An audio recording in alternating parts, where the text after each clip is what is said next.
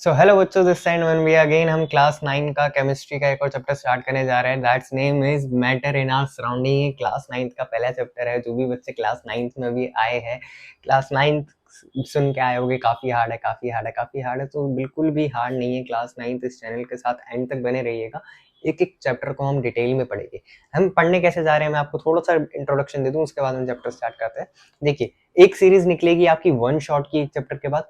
उसी चैप्टर की एक सीरीज निकलेगी एनसीईआरटी डिटेल एक्सप्लेनेशन। उसी चैप्टर की एक और सीरीज निकलेगी इंपॉर्टेंट क्वेश्चन या प्रीवियस ईयर क्वेश्चन, अगर आप क्लास 10th में ऐसे करके। ठीक है, तो ये एक चैप्टर की आपको कम से कम 4 वीडियोस मिलेगी। चारों वीडियोस देखिएगा। क्लास 9th में अगर आप हो तो 90% आपके कहीं नहीं गए अगर आपने ये 4 वीडियोस देख ली है तो। ठीक है, थंबनेल देख के वीडियोस पे आइएगा। थंबनेल समय के साथ में चेंज करूंगा। अभी जो थंबनेल्स बन रहे हैं वो सारा काम मैं खुद कर रहा हूँ, तो काफी सारा प्रेशर है। एडिटिंग भी, सब चीज मैं खुद कर रहा हूँ, शूट भी मैं खुद कर रहा हूँ इस समय पे, तो काफी ज्यादा प्रेशर है। ठीक है, तो आई होप आप समझ रहे होगे। सो आज हम जो स्टार्ट करने जा रहे हैं क्लास 9 का matter in our surroundings chemistry का फर्स्ट चैप्टर है। आई होप आपको ये समझ में आ गया होगा कि ये कौन सा चैप्टर है। अगर आपको केमिस्ट्री, फिजिक्स, बायोलॉजी में नहीं पता कौन कौन से चैप्टर है, तो मैंने एक वीडियो बना के अपनी यूट्यूब पे डाल रखी है, हाउ टू स्टार्ट क्लास 9 करके। उस वीडियो को जरा जाके देखिएगा, उस वीडियो में आपको पता होगा। तो आइए हम बिना किसी देरी के चैप्टर स्टार्ट करते हैं। So matter in our surrounding. So आप वर्ड समझिए कि मैटर बेसिकली होता क्या है। आप समझो कि मैटर कहते किसे।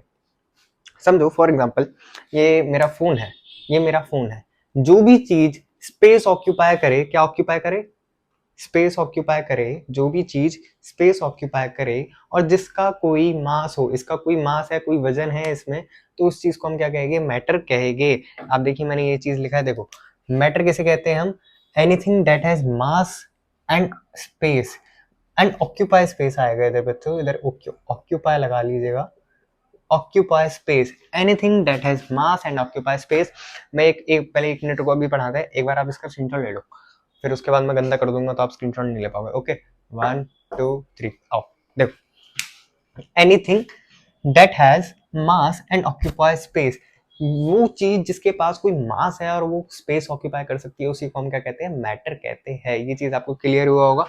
मैटर के कितने टाइप है बेसिकली, क्लास 9 में आपको कोई 5 पढ़ाएगी, वो बोस आइंस्टीन करके, वो वाला टाइप अभी आप छोड़ दो। आप पहले इस पे ध्यान दो। 3 टाइप्स ऑफ मैटर कौन कौन से हैं। पहला है आपका सॉलिड, सेकंड है आपका लिक्विड एंड थर्ड है आपका गैस। मैटर आपको समझ में आया, मैटर वो होता है जो भी चीज स्पेस ऑक्यूपाई करे और जिसका कोई स्पेसिफिक मास हो। अब दुनिया में ऐसी कौन सी चीज है जो मैटर नहीं है, दुनिया में ऐसी कोई भी चीज नहीं है जो मैटर नहीं है। दुनिया में जितनी भी चीजें वो सारी क्या है, मैटर है। आप कोल्ड ड्रिंक ले लो, कॉफी कप ले लो, अपने लगा हुआ डेस्क ले लो, मार्कर ले लो, व्हाइट बोर्ड ले लो, सारी चीज का कोई ना कोई मास है और कोई ना कोई स्पेस ऑक्यूपाई कर रही है, तो वो सारी चीजें क्या है, मैटर है। सो अगली वीडियो में हम देखेंगे इन चीज को डिटेल्स में, सॉलिड, लिक्विड, गैस को। सो अभी तक हमने देखा कि मैटर्स किसे कहते हैं। मैटर वो anything that occupy space and has a mass. अभी तक हमने मैटर देखा। अब हमने मैटर्स के 3 टाइप्स देखे। अच्छा, ये टाइप शुरू करने से पहले मैं अपनी कलाकारी बहुत गंदी करूंगा, तो ये गंदा पेज करने से पहले आप इस चीज का स्क्रीनशॉट ले लीजिए, मैं चाहूंगा। सो 1 2 3 कभी कभी आ जाता है, कभी कभी ऐसे क्वेश्चन आ जाते हैं, right the properties of solids, right the properties of liquid, तो आपको ऐसे करके आप लिख सकते हैं। ठीक है, तो अब हम सॉलिड, लिक्विड, गैस को हम 3 चीजों में पढ़ेंगे। सबसे पहले शेप, और second thing is intermolecular space and intermolecular attraction. अगर जिसको भी मेरी राइटिंग समझ में नहीं आ रही है वो मेरे वर्ड्स पे फोकस करे। Its shape, it's intermolecular space and intermolecular attraction. तो देखो, सॉलिड है, मान के चलो, अगेन इस फोन को उठाते हैं, ये फोन है, ये क्या है, फोन किस में आएगा, सॉलिड में आएगा, लिक्विड में आएगा, गैस में आएगा, किस में आएगा। आई होप सभी बच्चों ने सॉलिड बोला होगा। ठीक है, तो ये फोन सॉलिड में आया। इसमें देखिए, सबसे पहले देखिए शेप क्या है। ये definite shape, definite shape and definite volume. क्या है, definite shape and definite volume. इसका मतलब क्या है, ये शेप जो है वो डेफिनाइट है, वो फिक्स है, वो डेफिनाइट शेप है और डेफिनाइट वॉल्यूम है। मतलब नंबर ऑफ पार्टिकल अगर इसमें 12 है तो इसमें 12 ही रहेंगे। समझ रहे हो बात को, एक छोटी सी चीज में समझा रहा हूँ। ठीक है, तो एक तरह से सॉलिड बनाया मैंने, ये सॉलिड के ये सॉलिड बनाया, ये आपके पार्टिकल्स बनाए, ये आपका क्या है, ये आपका ऐसा करके क्या बनाया मैंने, पार्टिकल्स बनाए इसके अंदर, आपको समझ में आ रहा होगा। ठीक है, अब बात करते हैं हम क्या बोलते हैं, लिक्विड पे। अगर मैं बात करूं शेप किसकी, लिक्विड की, जो लिक्विड की जो शेप होती है वो इनडेफिनेट, इनडेफिनेट का मतलब फिक्स नहीं है। लिक्विड की जो शेप है वो फिक्स नहीं है। आप लोगों को मैं दिखा भी सकता हूं वो लिक्विड की शेप क्यों फिक्स नहीं है। आप एक मिनट रुकिए, देखिए लिक्विड की शेप फिक्स इसलिए नहीं है, ये देखिए, ये देखिए, ये मान के चलिए ये 2 ग्लास है, ठीक है, ये लिक्विड डला हुआ है, इसमें पानी, नॉर्मल पानी, ये देखिए, ये देखो, इसकी शेप अगर फिक्स होती ये इसमें से इधर नहीं आ पाता, लेकिन ये तो इसकी शेप इसमें भी आ गई। इसको अगर मैं पतली बॉटल में डालूंगी उसकी शेप ले लेगा। पानी किसकी शेप ले लेता है? जिसको हम उसमें डाल रहे होते हैं। अगर मैं इस गिलास में डालूं तो इस गिलास की शेप ले लेगा। तो ये लिक्विड, जो लिक्विड है उसकी शेप फिक्स नहीं है, ठीक है। अब हम आगे देखते हैं। आई होप आपको सॉलिड और लिक्विड में मेन डिफरेंस समझ में आया होगा। सॉलिड क्या होता है? जिसकी डेफिनेट शेप और डेफिनेट वॉल्यूम होती है। लिक्विड क्या होता है? जिसकी indefinite shape and definite volume होते हैं। वॉल्यूम डेफिनेट होती है, वॉल्यूम क्या होती है? डेफिनेट होती है, क्योंकि नंबर ऑफ पार्टिकल्स उसमें क्या होता है? सेम होते हैं। अच्छा, आपको वॉल्यूम में मेरे ख्याल से थोड़ा सा कंफ्यूजन रह रहा होगा कि वॉल्यूम किसे कहते हैं एंड शेप किसे कहते हैं। तो इस वीडियो की एंड में मैं इसको बताऊंगा कि वॉल्यूम और मास में डिफरेंस क्या होता है। मेरे ख्याल से काफी बच्चे वॉल्यूम, मास एंड डेंसिटी में कंफ्यूज हो रहे होंगे, तो आपको बस इतना समझ में आ रहा होगा थोड़ा थोड़ा, तो बाकी मैं एंड में बताता हूँ। Gas indefinite shape and indefinite volume. Gas की ना ही शेप क्लियर होती है ना ही वॉल्यूम क्लियर होती है। वो क्यों? क्योंकि गैस की शेप और वॉल्यूम क्यों क्लियर नहीं होती? आप देखो, उसको गैस को हम सिलेंडर में भरते हैं, जिसको हम कहते हैं एलपीजी, लिक्विड पेट्रोलियम गैस कहते हैं, आई थिंक, है ना, जहां तक मुझे याद आ रहा है एलपीजी कहते हैं उसको।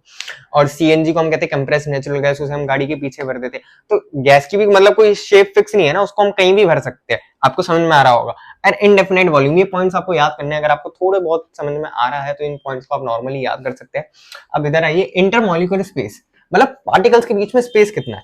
देखो, अगर मैं सॉलिड बनाऊं तो सॉलिड के बीच में, ये मैंने बना भी रखा है, मैं इधर एक बार दोबारा बना रहा हूं, जो सॉलिड के बीच में जो स्पेस है वो बिल्कुल ही नहीं है। मतलब क्या है?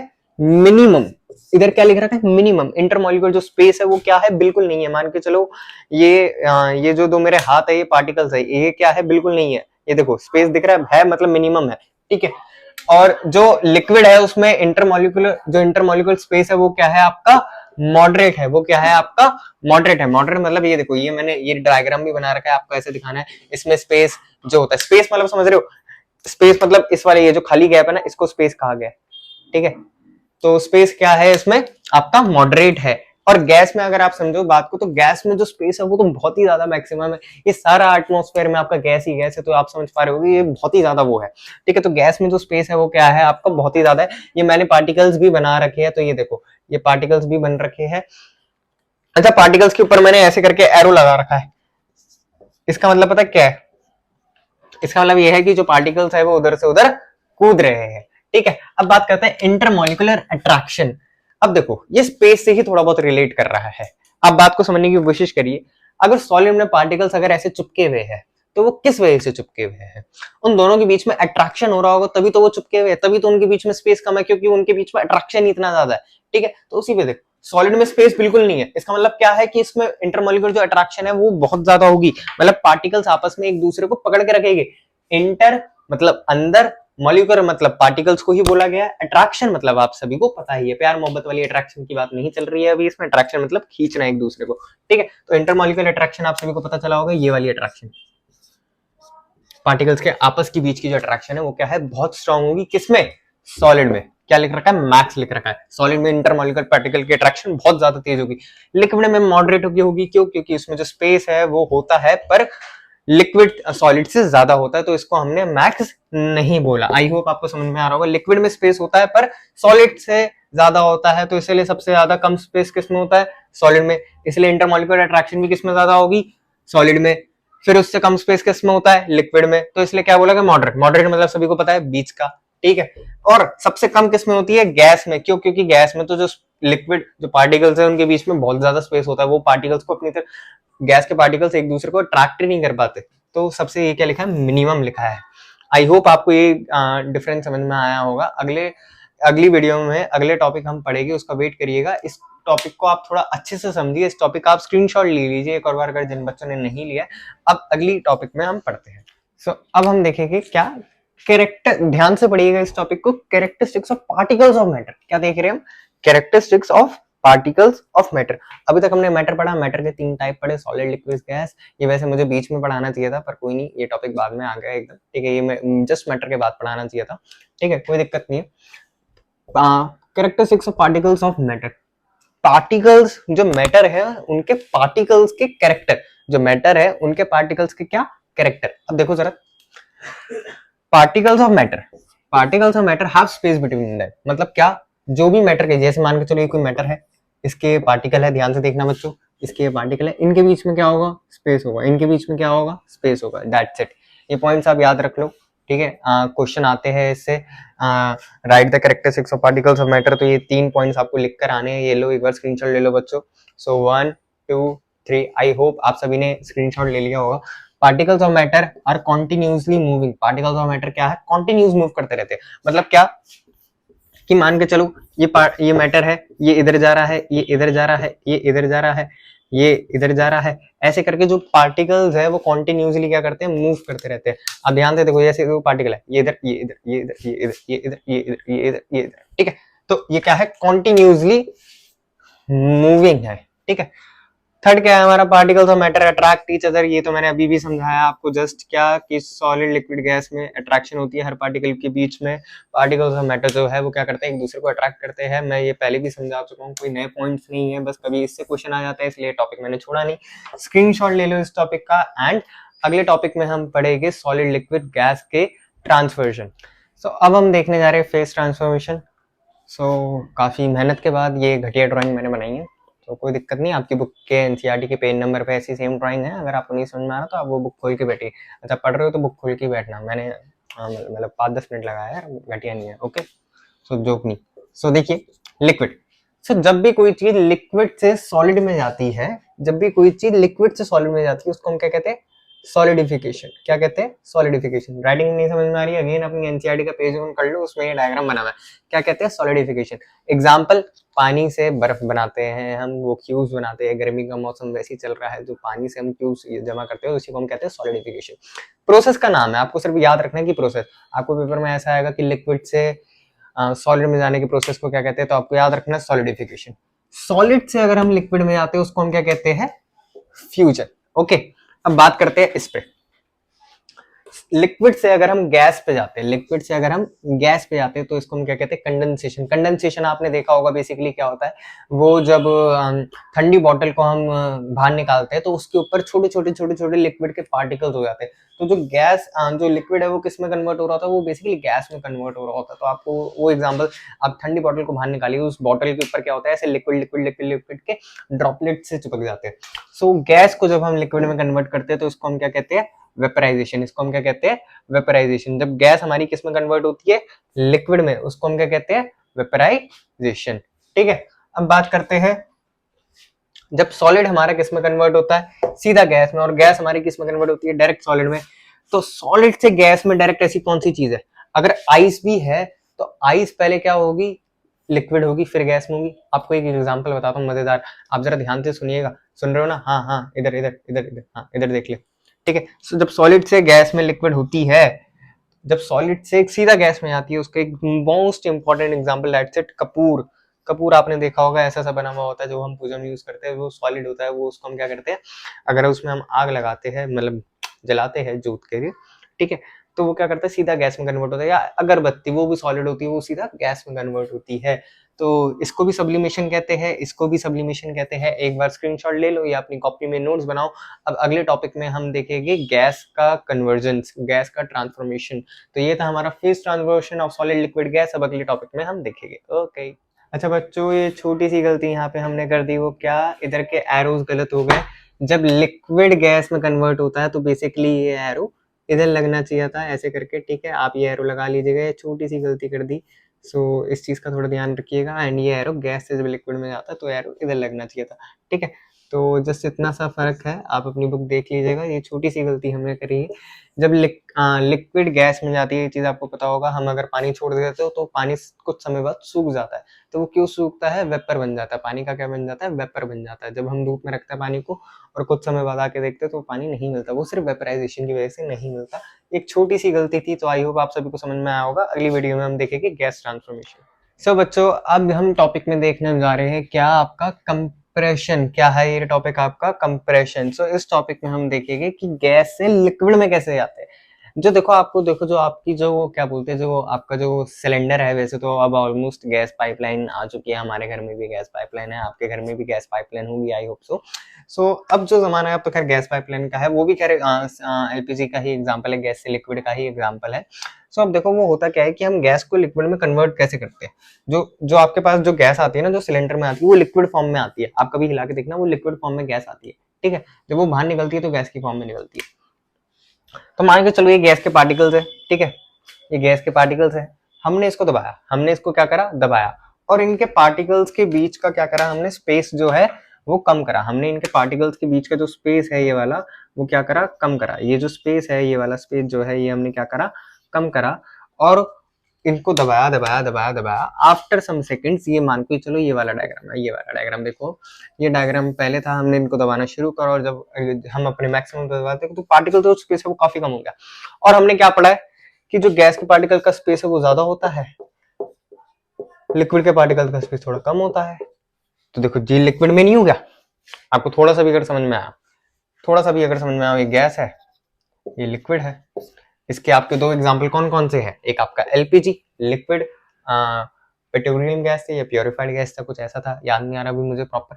ये है आपका सीएनजी कंप्रेस्ड नेचुरल गैस। अब अगले टॉपिक में हम देखेंगे कि क्या बोलते हैं आपका इवेपोरेशन बचा है, बॉइलिंग पॉइंट बचा है, लेटेंट हीट ऑफ बचा है। तो अभी हम अगले काफी सारे टॉपिक्स पढ़ने वाले हैं, ध्यान ध्यान से टॉपिक्स को लिखो और अच्छे से समझो, क्योंकि कॉन्सेप्चुअल बेस्ड है, 9th क्लास है, पीछे से क्वेश्चन आंसर्स उठ के नहीं आने वाले, चैप्टर के बीच में से क्वेश्चन आंसर्स उठ के आएंगे, उसके लिए हम एनसीईआरटी डिटेल वीडियो भी देखेंगे। अब हम देखेंगे जो हम टॉपिक पढ़ने जा रहे हैं वो है concept of latent heat. So what is concept of latent heat, आपको क्या कहता है। कॉन्सेप्ट ऑफ लेटेंट हीट एक ऐसी हीट है जो कि हिडन है, जो कि अपने आप में क्या है, हिडन है। आपको अगर बातों से समझ में नहीं आ रहा होगा तो आप जरा इसको देखिए। कॉन्सेप्ट जो हीट है ये एक ऐसी हीट है जो किसके लिए यूज करी जाती है, फेज ट्रांसफॉर्मेशन में यूज करी जाती है, मतलब सॉलिड से लिक्विड, लिक्विड से गैस, गैस टू सॉलिड, ऐसे फेज ट्रांसफॉर्मेशन यूज करी जाती है। हीट को सप्लाई करा जाता है, पर हीट को सप्लाई करता है पर ये इंक्रीज नहीं करता टेम्परेचर। ये क्या इंक्रीज नहीं करता टेम्परेचर, क्यों नहीं करता इंक्रीज टेम्परेचर, आपके दिमाग में अब आया होगा। तो देखो इस हीट का जो यूज है वो कहाँ होता है, to break down the intermolecular force. Intermolecular force क्या है बच्चों, अब आप लोगों को दिमाग में आ रहा होगा कि इंटरमॉलिक्यूलर फोर्स क्या है। मैंने सबसे पहले अभी आपको आगे की वीडियो में बताया था क्या, कि सॉलिड और लिक्विड, जैसे सॉलिड्स के बीच में, सॉलिड के जो पार्टिकल्स होते हैं उनके बीच में इंटरमॉलिक्यूलर फोर्स ऑफ अट्रैक्शन होती है। लाइक ये सॉलिड के पार्टिकल है तो ये इनके बीच में गैप स्पेस मिनिमम क्यों है, क्योंकि इनके बीच में जो इंटरमॉलिक्यूलर फोर्स ऑफ अट्रैक्शन है वो ज्यादा है। अगर हमें फेस चेंज करना है, अगर हमें सॉलिड को लिक्विड से करना है तो इंटरमॉलिक्यूलर फोर्स ऑफ अट्रैक्शन मतलब इंटरमॉलिक्यूलर फोर्स, जो इन पार्टिकल्स, ये पार्टिकल्स है सॉलिड के, इनके बीच की जो फोर्स है इसको क्या करना होगा, तोड़ना होगा। ये यहाँ पे लिखा है break down the intermolecular force. मतलब अगर हमें सॉलिड से लिक्विड में अगर हमें जाना है तो सबसे पहले हमें किसकी फोर्स को तोड़ना होगा, सबसे पहले जो हमें पार्टिकल्स की जो बीच की फोर्स है, पार्टिकल्स की जो बीच की फोर्स है, इंटरमॉलिक्यूलर फोर्स को किसे कहते हैं, इंटरमॉलिक्यूलर, पार्टिकल्स के बीच की फोर्स को ही कहते हैं इंटरमॉलिक्यूलर फोर्स। तो हीट जो है, अब अगेन जो लेटेंट हीट है वो बेसिकली क्या होती है, हिडन होती है। ये हीट दिखती नहीं है, क्यों, क्योंकि ये टेम्परेचर बढ़ाने में तो काम आ ही नहीं रही। ये देखो यहाँ पे मैंने लिखा है डोंट इंक्रीज द टेम्परेचर, ये हीट को हम सप्लाई तो कर रहे हैं पर ये टेम्परेचर बढ़ाने में काम आ ही नहीं रही। ये कहाँ पे काम आ रही है, ये काम आ रही है यूज टू कहाँ पे, ब्रेक करने में। कौन सी फोर्स को, इंटरमॉलिक्यूलर फोर्स ऑफ अट्रैक्शन को। ये इंटरमॉलिक्यूलर फोर्स को या इंटरमॉलिक्यूलर फोर्स ऑफ अट्रैक्शन को कोई फर्क नहीं पड़ता। अब कॉन्सेप्ट लेटेंट हीट के दो टाइप है, कौन कौन से आप लोग अगली वीडियो में देखोगे। जो लेटेंट हीट के दो टाइप है वो अब अगली वीडियो में हम डिस्कस करेंगे। अभी तक हमने देखा लेटेंट हीट किसे कहते हैं, लेटेंट हीट का कॉन्सेप्ट हमने देखे, वो हीट जो कि टेम्परेचर बढ़ाने में काम नहीं आ रही बल्कि किसमें काम आ रही है, ब्रेक डाउन करने में काम आ रही है, इंटरमॉलिक्यूलर फोर्स को। अब लेटेंट हीट के ही दो टाइप है, कौन कौन सा। फर्स्ट वन इज आपका लेटेंट हीट ऑफ फ्यूजन। ये डेफिनेशन पॉइंट ऑफ व्यू से आते हैं बच्चों, ये आपकी क्लास 9th में सीधा बोल देगी define latent heat of fusion, define latent heat of vaporization. तो आपको डेफिनेशन लिखनी है बिल्कुल एज इट इज, पहले आप स्क्रीनशॉट ले लो, उसके बाद मैं आपको डेफिनेशन समझा देता हूँ। 1 2 3, आई होप सभी ने स्क्रीनशॉट ले लिया होगा। तो amount of heat required to convert, क्या हीट की रिक्वायरमेंट है किसके लिए, convert 1 kg of given solid into liquid. बस सिंपल है, आई होप आपको समझ में आया होगा। 1 किलो सॉलिड को जब हम लिक्विड में कन्वर्ट करते हैं उसको हम क्या कहते हैं, latent heat of fusion. Similar to that amount of heat required to convert आपका 1 kg of liquid to gas. 1 kilo liquid को जब हम गैस में कन्वर्ट करते हैं तो उसको हम क्या कहते हैं, लेटेंट हीट ऑफ वेपराइजेशन। अब आपको एक डाउट आ रहा होगा, इधर 1 किलो लिक्विड को तो लीटर में नापते नहीं, आपको डेफिनेशन याद रखनी है बस। अगर ये डेफिनेशन एज इट इज आपको लिख के आनी है आपके पेपर में, 2 नंबर इसके 2 नंबर इसके 4 नंबर पक्के। अब अगले टॉपिक में हम देखेंगे क्या, evaporation, factor affecting evaporation. Earthen pot का क्या काम आता है, समर में हम समर में हम कॉटन क्लोथ्स को ही क्यों प्रेफरेंस लिखते हैं, ये सारी हम अगली की वीडियोस में देखेंगे।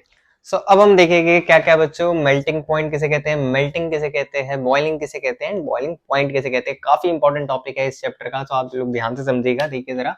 Melting, process of conversion of solid to liquid, I hope on heating at melting point. ये वाला मेल्टिंग पॉइंट इधर लिखा हुआ है, ठीक है। आप लोग एक बार डेफिनेशंस पढ़िए। मेल्टिंग किसे कहते हैं, जब कोई भी सॉलिड से लिक्विड में कन्वर्ट हो रहा होता है, किसके जरिए करते हैं, मेल्टिंग के जरिए करते हैं, तो उसी को हम कहते हैं मेल्टिंग, ठीक है। और किस पे होता है, एट मेल्टिंग पॉइंट। अब मेल्टिंग पॉइंट क्या होता है, जिसपे सॉलिड स्टार्ट होता है मेल्ट होना। मान के रखो आपने तवे पे आइस रख दी, एक जस्ट एग्जांपल, रखना मत कभी, धुआं धुआं हो जाएगा, क्योंकि आपने तवे पे आइस रख दी, तो क्या एकदम जो सॉलिड है वो मेल्ट होना स्टार्ट हो जाता है? नहीं नहीं, एक सेकंड से थोड़ा सा कम सेकंड पहले वो सॉलिड ही रहता है तवे के ऊपर, जब मेल्ट होना स्टार्ट होता है। तो वही चीज यहाँ पे लिखी हुई है, क्या, temperature at which given solid start melting. Melting होना जब क्या करता है, स्टार्ट करता है। अब बात करते हैं बॉइलिंग की। बॉइलिंग किसे कहते हैं, the process of conversion of liquid to gas on heating at boiling point. की डेफिनेशन है जो आपको याद रखनी है, क्या, जब लिक्विड से कोई भी चीज गैस में कन्वर्ट होती है उसको हम क्या कहते हैं, बॉइलिंग, ठीक है। और बॉइलिंग पॉइंट किसे कहते हैं, the temperature at which given solid start boiling. जब भी कोई भी सॉलिड, वो टेम्परेचर, कौन सा टेम्परेचर, वो टेम्परेचर जिसपे जो है सॉलिड जो है स्टार्ट होगा बॉयल होना, और ये वो टेम्परेचर है जिसपे सॉलिड जो है स्टार्ट होगा मेल्ट होना। वो टेम्परेचर जिसपे सॉलिड स्टार्ट होता है मेल्ट होना उसको हम कहते हैं मेल्टिंग पॉइंट। वो टेम्परेचर जिसपे जो सॉलिड है बॉयल स्टार्ट होना तो उसको हम कहते हैं बॉइलिंग पॉइंट। इसका एक बार स्क्रीनशॉट ले लीजिए, 1 2 3। आई होप आप सभी को समझ में आया होगा। अगली वीडियो में हम अगला टॉपिक पढ़ेंगे। अब इस वीडियो में हम देखेंगे कि इवेपोरेशन किसे कहते हैं। काफी अच्छा टॉपिक है बच्चों, इससे एक क्वेश्चन तो जरूर आता है, तो डिफाइन इवेपोरेशन या फैक्टर इफेक्टिंग इवेपोरेशन के बारे में बताओ। तो इससे हम देखते हैं कि आपको क्या लिखना है और कैसे क्वेश्चंस को सॉल्व करना है, और ये कॉन्सेप्चुअल अंडरस्टैंडिंग क्या है। तो इवेपोरेशन का मतलब क्या होता है, the phenomena of conversion of liquid to gas. जब भी हम किसी लिक्विड को गैस में कन्वर्ट करते हैं उसी को हम क्या कहते हैं, इवेपोरेशन कहते हैं। पानी का भाप बनना, आपने सुना भी होगा, क्या, पानी के भाप बनने को हम क्या कहते हैं, इवेपोरेशन कहते हैं। ये बस क्या है, एट एनी टेम्परेचर, किसी भी टेम्परेचर पे। फिनोमेना का मतलब क्या होता है बच्चों, इस वर्ड से आप कंफ्यूज मत होइएगा, 9th में आपने मे भी शायद पहली बार सुना हो। फिनोमेना का मतलब सिंपल एज प्रोसेस, जैसे हम प्रोसेस यूज करते हैं वैसे हम फिनोमेना यूज करते हैं। बस साइंस कहते हैं ना, बच्चे को डरा रहे हैं फिनोमेना बोल के, ठीक है। आई थिंक मैं भी अभी फिनोमेना, शायद मेरे ख्याल से मैं गलत बोल रहा हूँ, प्रोनाउंसिएशन इसकी यही नहीं होती। So factor is affecting rate of evaporation क्या होता है, देखो बच्चों, पहला है आपका टेम्परेचर। अगर आप टेम्परेचर बढ़ाओगे, आप समझो इवेपोरेशन कहाँ ज्यादा होता है, आपने बाहर रोड पे पानी डाला, वो गर्मी में जल्दी उड़ेगा, और एक आपने पानी डाला सर्दी में, वो सर्दी में जल्दी उड़ेगा। कब उड़ेगा? आई होप सभी बच्चों का आंसर गर्मी होगा। क्यों? क्योंकि उधर सनलाइट ज्यादा है, उधर गर्मी ज्यादा है, उधर हीट ज्यादा है। तो अगर हम टेम्परेचर अगर हम बढ़ाएंगे तो बच्चों जो इवेपोरेशन है वो भी क्या होगा, इवेपोरेशन जो होगा वो भी क्या होगा, बढ़ेगा। ये चीज आप याद रखिएगा। अब एक चीज, आप तेज हवा में पानी डालो, विंड स्पीड, ठीक है। आपके घर में अगर पानी गिरता है, विंड स्पीड मतलब हवा की स्पीड, आपके घर में अगर पानी गिरता है तो आप क्या करते हो बच्चों, आप अपने घर का पंखा ऑन कर देते हो कि पानी सूख जाएगा, राइट। तो विंड स्पीड क्या होगा, अगर आप विंड स्पीड भी बढ़ाओगे तो भी क्या होगा, इवेपोरेशन बढ़ेगा। सरफेस एरिया बच्चों, सरफेस एरिया आप अगर ध्यान से सुनो, एक और एग्जांपल पानी गिरने पे। हम देखो जब पानी गिरता है तो हम पोछा पता क्यों लगाते हैं, हम पानी गिरता है, देखो पानी गिरता है इतनी सी जगह, हम पोछा लगा के उसे फैला देते हैं। हम पोछा लगा के जो उसका सरफेस है वो बड़ा कर देते हैं। क्यों? क्योंकि जितना सरफेस बड़ा एरिया होगा पानी उतनी जल्दी सूखता है। तो क्या होगा कि पानी ना गिर रहा भैया, पानी गिरने पे सारे एग्जांपल ले दिए आपने। तो अगर विंड सरफेस एरिया भी अगर बड़ा होगा तो इवेपोरेशन भी क्या होगा, ज्यादा होगा। अब बात आती है ह्यूमिडिटी। ह्यूमिडिटी क्या होता है बच्चों, amount of water present in air. So amount of water present in air को हम क्या कहते हैं, ह्यूमिडिटी कहते हैं। अगर ह्यूमिडिटी ज्यादा होगी, अगर ह्यूमिडिटी क्या होगी, ज्यादा होगी, फॉर एग्जाम्पल मान के सोचो एटमॉस्फेयर में पहले ही, एटमॉस्फेयर की क्षमता है 1 किलो पानी लेने की या 1 लीटर पानी लेने की, उसमें ऑलरेडी 1 लीटर है, तो वो क्या आपका इवेपोरेट करेगा पानी जो आपने डाल रखा है? नहीं करेगा। आपको थोड़ा बहुत रिलेट अगर आप कर पा रहे हो इस चीज को, थोड़ा सा रिवाइंड करिएगा, दोबारा सुनिएगा। तो ह्यूमिडिटी अगर ज्यादा होगी तो इवेपोरेशन जो होगा वो क्या होगा, कम होगा। तो इसी चीज को आप इंग्लिश में फ्रेम करके लिख सकते हैं, क्या, if temperature increase then evaporation will also increase, if wind speed increase then evaporation will also increase, if surface area increase evaporation also increase, if humidity increase then evaporation decrease. इसी चीज को आप English में बना के लिख सकते हैं, इस चीज को आप रिवाइंड करके अपनी कॉपी में भी लिख सकते हैं। ये था आपकी इवेपोरेशन की डेफिनेशन, ये थे आपके factor affecting rate of evaporation. Rate का मतलब क्या होता है? स्पीड। रेट का मतलब क्या होता है? स्पीड। स्पीड या तो कम करेगा या धीरे करेगा, दो चीज ही हो सकती है। इफेक्ट कर रहा है तो दोनों चीज से इफेक्ट कर सकता है, या तो धीरे कर सकता है या ज्यादा कर सकता है। सो अगली वीडियो में हम देखेंगे अर्दन पॉट का क्या काम होता है और समर में क्लोथ्स का क्या काम होता है, कॉटन क्लोथ का क्या काम होता है। सो ये टॉपिक से एक क्वेश्चन आपकी एनसीईआरटी में भी बना हुआ है बच्चों, से इस टॉपिक को जरा ध्यान से समझिएगा। Why do we wear cotton clothes in summer? इससे क्वेश्चन एक आपका बना हुआ भी है, तो इस टॉपिक को आप जरा ध्यान से समझिए। देखिए ये आपका टॉपिक ही है अपने आप में, वैसे तो आपके एनसीईआरटी में नहीं है पर मैंने आपको लिया है। देखो ये क्या है? ये आपका क्लोथ है, ये आपकी स्किन है, जस्ट इमेजिन, ठीक है। एंड ये क्या है ये आपको बताते हैं। आपका ये जो मैंने बनाया ना, ये आपकी पसीने की बूंद है। हाँ ये आपकी क्या है? पसीने की बूंदे। तो ध्यान से समझिएगा, ये आपका स्वेट है। क्या है? स्वेट है, बेसिकली स्वेट ड्रॉपलेट्स है, नॉट स्वीट ड्रॉपलेट्स, मीठी बूंदे नहीं है, आपका पसीने की बूंदे, स्वेट ड्रॉपलेट्स, ठीक है। सो अब ध्यान से समझिए, हम कॉटन क्लोथ्स क्यों पहनते हैं। मान के चलो हमारी स्किन पे क्या आया? पसीना आया। तो अगर हमने कॉटन पहना है, ये कॉटन पहना है, मान के चलो हमारी स्किन पे क्या आया? पसीना आया। कॉटन क्या करता है? पसीने को सोखता है और हवा में उड़ा देता है। कॉटन क्या करता है? पसीने को सोखता है और हवा में उड़ा देते हैं, इसलिए ही हम कॉटन पहनते हैं। दैट्स इट, इतने ही हम कॉटन पहनते हैं। क्यों? अब वो कॉटन को जब उड़ाएगा, कॉटन को नहीं उड़ाएगा, सॉरी, पसीने को जब वो उड़ाएगा, जब वो पसीने को उड़ाएगा, यहाँ से इसने स्किन से सोक करा पसीना, कॉटन में आया, कॉटन ने पसीने को उड़ाया, तो हमारे स्किन पे क्या लगता है? ठंडा ठंडा लगता है, ठंडा ठंडा। ये आपने अभी पढ़ा है कि इवेपोरेशन क्या करता है? कूलिंग इफेक्ट देता है। इवेपोरेशन क्या करता है? कूलिंग इफेक्ट देता है। अब अगली वीडियो में हम देखेंगे क्या आपका, अगली वीडियो में हम देखेंगे आपका कि अर्दन पॉट कैसे वर्क करता है। अंदर अर्दन पॉट मतलब मटका पानी को कैसे ठंडा रखता है। सो हेलो बच्चों, अगेन इस वीडियो में वेलकम। सो देखो ये अर्दन पॉट है, ये मटका है, हाँ हंसो मत, ये मटका ही बनाया मैंने, ठीक है। सो देखो हैशटैग मटका, मटके को इंग्लिश में क्या कहते हैं? अर्दन पॉट कहते हैं। सो अर्दन पॉट आपने देखा होगा, जिनके घरों में अर्दन पॉट लगा होता है, जिनके घर में मटके का पानी जिसे हम बोलते हैं, वो पानी हमेशा ठंडा रहता है। वो पानी हमेशा ठंडा पता क्यों रहता है? अर्दन पॉट बना हुआ होता है, बेसिकली जो मटका बना हुआ होता है वो बना हुआ होता है मिट्टी का। अब मिट्टी में यहाँ पे होते हैं छोटे छोटे छोटे छोटे पोर्स, पोर्स यानी होल्स, ठीक है। ये जो पानी भरा हुआ होता है इसके अंदर, ये जो पानी भरा हुआ होता है इसके अंदर, ये जो पानी होता है इसके अंदर, ये क्या होता है? इस मटके के होल से थोड़ा थोड़ा थोड़ा थोड़ा बाहर की लेयर पे आता है। ये बाहर की लेयर पे आया, ये देखो थोड़ा थोड़ा थोड़ा थोड़ा पानी बाहर आया। मटका हमेशा गीला होता है, मटका हमेशा बाहर से क्या होता है? गीला होता है, ठीक है। ये जैसी पानी बाहर आता है ना गीला गीला, ये इसको सन जो है वो क्या करता है? कैच करता है। कैच करके क्या करता है? इवेपोरेट कर देता है। ये पानी फिर उड़ जाता है। क्या हो जाता है? इवेपोरेट होता है। अब हमने पढ़ा अगर ये पानी उड़ रहा है जिस सरफेस से, तो उस सरफेस पे क्या करता है? ये कूलिंग इफेक्ट करता है। ये हमने इवेपोरेशन में पढ़ा है। अगर पानी इवेपोरेट होता है तो जहां से उड़ रहा है पानी, जहां से ये पानी गायब हो रहा है, यहाँ पे क्या होगा? इवेपोरेशन होगा। यहाँ पे बेसिकली क्या होगा? कूलिंग इफेक्ट होगा। यहाँ पे बेसिकली क्या होगा? कूलिंग इफेक्ट होगा। और इसी वजह से मटका का जो पानी है वो अंदर का क्या क्या रहता है? ठंडा रहता है। आई होप आप सभी को समझ में आया होगा ये चैप्टर।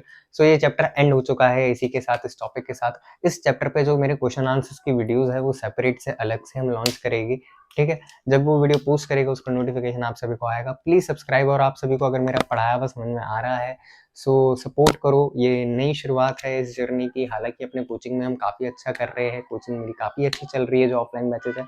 अगर कोई लक्ष्मी नगर में है और वो आसपास के एरिया में, हमारी जो कोचिंग सिचुएटेड है वो लक्ष्मी नगर में है, अगर कोई लक्ष्मी नगर में मेरे से आके लाइव पढ़ना चाहता है ऑफलाइन बैचेस में, तो वो भी वो ज्वाइन कर सकता है। हालांकि मैं पेड प्रमोशन नहीं करना चाहता हूँ इस चीज़ का भी। सो ये अर्दन पॉट का कॉन्सेप्ट आपको समझ में आया होगा। इस चैप्टर में हमने काफ़ी सारी चीज़ें पढ़ी है। इस चैप्टर को एक बार दोबारा से 30 से 40 मिनट की वीडियो मेरी लगभग बन रही है सारी, क्योंकि सिर्फ इस वीडियोज में हम सिर्फ कॉन्सेप्ट क्लियर कर रहे हैं। जो क्वेश्चन आंसर्स की वीडियोज है वो मैं अलग से बनाऊंगा। सो आई होप आप सभी को समझ में आएगा। So thank you so much for watching this video. Like, share, comment.